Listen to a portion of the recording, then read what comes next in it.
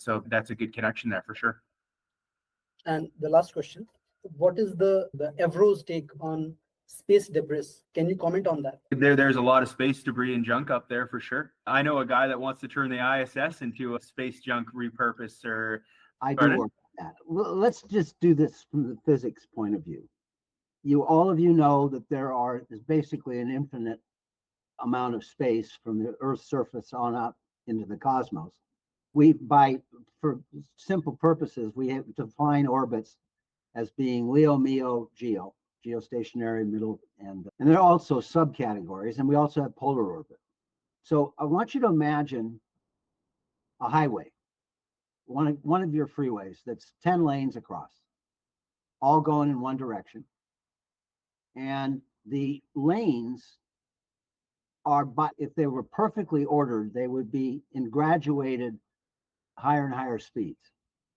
And in space, the low Earth orbit the velocities are the highest. They range from around 17,000 up to about 19.5, depending on what? The weight of the object. It's the stone on the end of a string, right?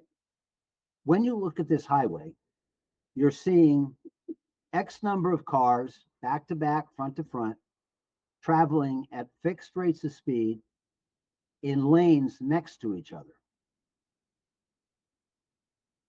How is a piece of debris that's flying at the same speed and in the same orbital regime going to crash into another object?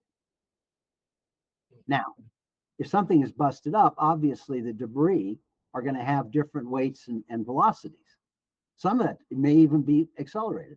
But what it's going to do is it's going to leave that orbital regime and go cross orbit.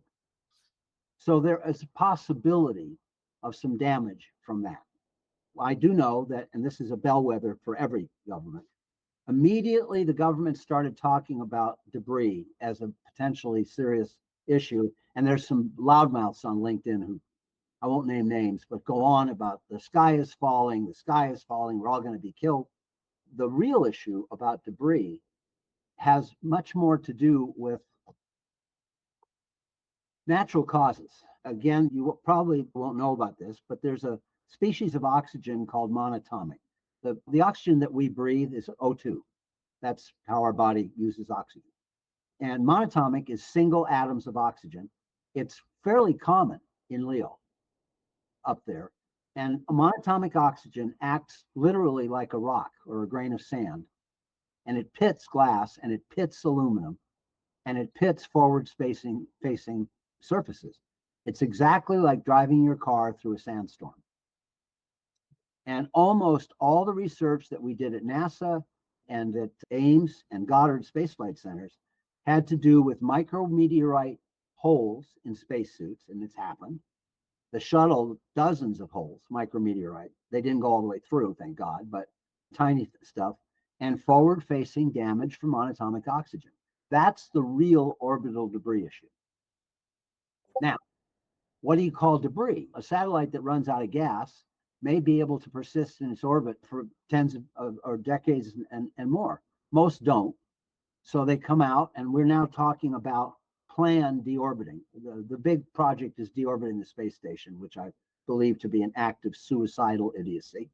But the big guys, the Boeings, the Lockheeds, and the Northrops have already gotten billion with a B dollar study contracts to come up with nothing. And that's what they're going to do. They're going to say, we need more money. And they're going to start exaggerating the threat. And they're going to start talking about, there was an incident off the coast of the Kingdom of Tonga where a dolphin got hit by something. And the New York Times is going to go, threat to our seas. There is a tremendous possibility of damage, though, because of overcrowding in those orbits. Now, okay, we've got inclination, which is orbiting not exactly around the equator, but inclined up and down 1 or 2 up to 50 and 60 degrees.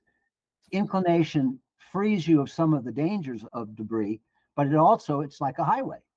There's only a certain amount of density that can be accommodated. And when Starlink puts up another 13,000, and Kuiper puts up its 3 or 5,000, and then you've got 100,000 hostile enemy satellites up there, all of which eventually run out of gas and start going chaotic. You're going to have traffic jams. You're going to have situations like one car out of 100 on your freeway runs out of gas suddenly, or the ignition just cuts out, and bam, and people are trying to, you can't avoid it. The only way you can avoid stuff in space is to have hours and hours of early warning. And even then, it can be very tough. So that part of investment will be, it'll be one part wasting money, which is what the defense contractors are best at. And it'll be one part serious science about creating regulatory agencies. The ITU is one of them, the International Telecommunications Union, which regulates all satellites and all frequencies, to have the teeth to say, okay, Starlink object 22A or whatever, just seen in interfering with the flight path of NASA bird X, and it's damaged. Starlink, hand over the money. All right. We haven't got anything like that. Yeah, but thanks, Brian. We got 5 more minutes, and we want to make sure that we have some pictures and photos with the GATE team and in the thing. So we got to do one more. We got one more question here, and as you can see, I'm an undergraduate in the comments there. Ah, okay. Iranian, I think. Iranian, I should say. Undergraduate engineering student is wondering if you could give me some tips how to get involved in an aerospace career. For the first one, you're doing it right now. Get into podcasts, look up NASA on LinkedIn, and start connecting with people who have soon-to-be engineering background.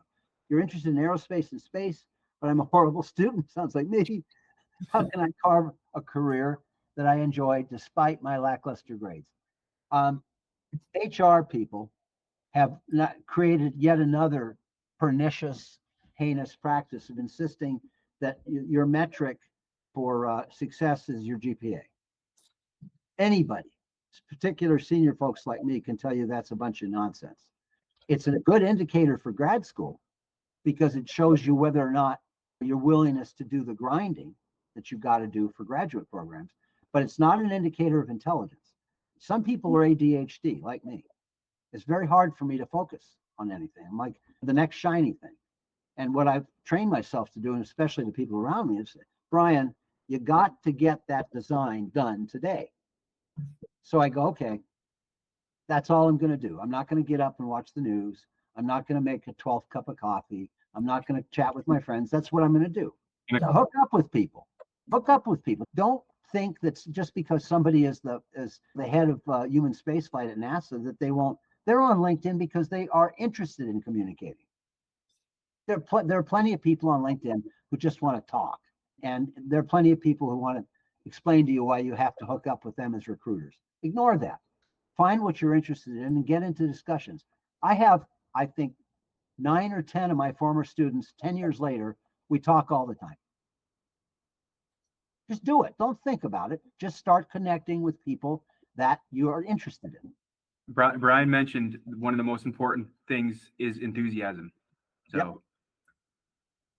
Enthusiasm. Okay, I think we're going to get to some photos and stuff. Brian, thank you so much for joining us today and speaking with everybody here with Kate. We got Brian's email, and also it's Brian Zetlin on LinkedIn. He's very active on there when maybe he should be focusing on that one project. But anyway, so really great to have you on here, Brian. You are a gentleman and a scholar, and I'm glad to consider you a friend. Thank you for all your support, and I look forward to our future talks. Thank you, everybody, for joining, and hope you have a great day. Make sure to connect with Brian. Go check out Solis, and yeah, onwards and upwards and a space thereafter.